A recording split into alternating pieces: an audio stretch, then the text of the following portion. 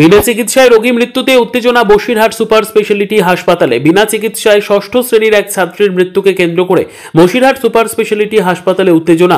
গতকাল বিকেল 5:30টা নাগাদ সন্দেশখালীর 1 নম্বর ব্লকের কালীনগর দক্ষিণ বেদেমারি গ্রামে ববিতা সর্দার নামের 13 বছরের ষষ্ঠ শ্রেণীর এক স্কুল ছাত্রীর সামান্য জ্বর, হাত পা ও গায়ে অসহ্য ব্যথা নিয়ে বসিরহাট সুপার স্পেশালিটি হাসপাতালে ভর্তি হয়।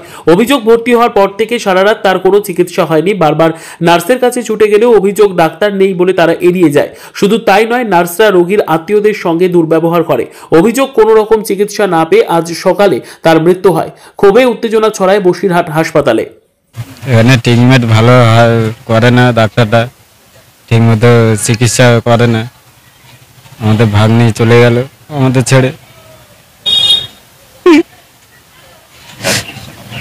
বিনা চিকিৎসায় চলে কি।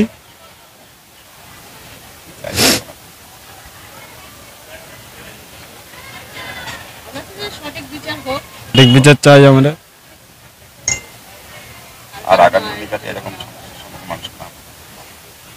এটাই চাই আমরা, যাতে না এরকম সমস্যা মায়ের করলে যে কোল না খালি হয়। আমাদের তো হয়ে গেছে, আমাদের আর ফিরে আসবে না।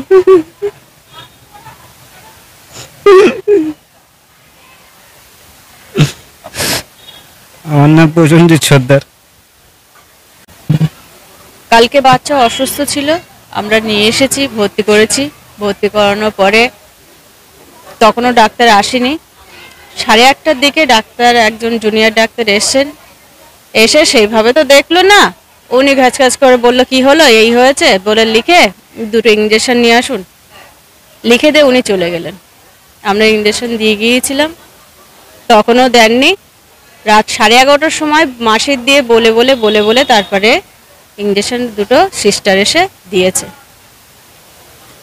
দেওয়ার পরে সারা রাত মেয়ে যন্ত্রণায় ছটপট করছে, মানে এত পরিমাণে যন্ত্রণা যে ও নিজেকে আর সহ্য করতে পারছে না।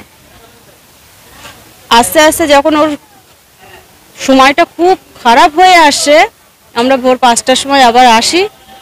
এসে যখন বলছে যে আমার কষ্ট হচ্ছে, সিস্টারকে ডাকতে গিয়েছি। সিস্টার বলছে যাও, আমি এখন এদিকে আছি, আমি পরে যাব।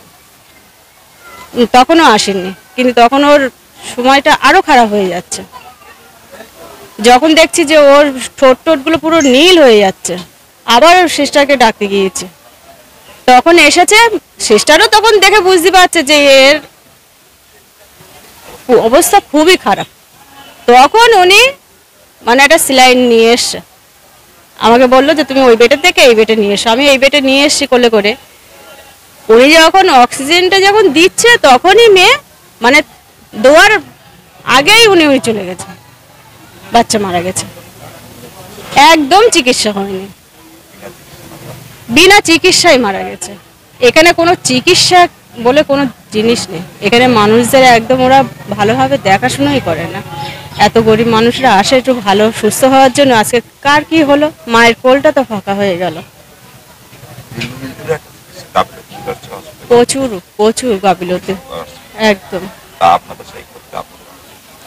আমাদের ঘরেই তো হলো। 12 বছর, ক্লাস 6-এ পড়তো। আমি ওর বড় মা হই, টুম্পা সর্দার।